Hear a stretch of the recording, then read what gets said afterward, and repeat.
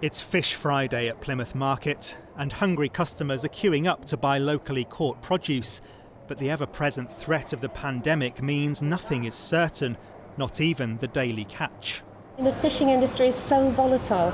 We're affected on a day-to-day basis. I mean, the prices change day to day, supply changes day to day. As COVID continues to threaten a second wave, the number of cases here in Plymouth has doubled in the last 3 weeks.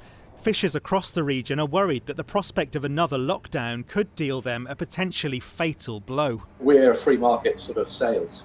We don't have a fixed price for fish. So that all depends on distribution. So if you can't distribute that fish, then your market will decline. The entire industry will be suffering, huge losses right through until we're out of lockdown situations again. So if we do go back into a national lockdown, could it get to the point where some skippers just tie their boats up for the winter and write it off? I think it's going to come to that, yeah, without a doubt. We're going to have to reduce the supply to try and keep the fish price up. But with the markets closing down right across the country, mainly the restaurant trade, that's your higher end market. So as soon as you take the restaurants out of the equation, you're going to lose 30% of your market price. We have to remember that fishing is a business, not a vocation. People have to be able to make a living, and it's a precarious business. It's a dangerous business and a risky commercial business. And the margins are narrow. And so there isn't much of a buffer there.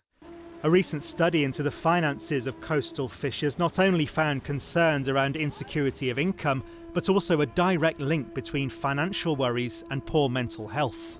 When we see problems in other areas of people's lives, whether it's mental health, marriage difficulties, etc., that there's often a financial element related to that it's due to worry and anxiety. So we can't really solve those mental health problems and some of the other challenges that fishers face without providing them with a more secure financial future. There are some creative solutions. The Call for Fish scheme, which started in Plymouth, allows fishers who would usually sell to restaurants or export their catch to deliver directly to people's homes through an online order form. But the government is being urged to do more. A DEFRA spokesman said, "We've worked closely with the fishing industry during this difficult time and continue to monitor the situation.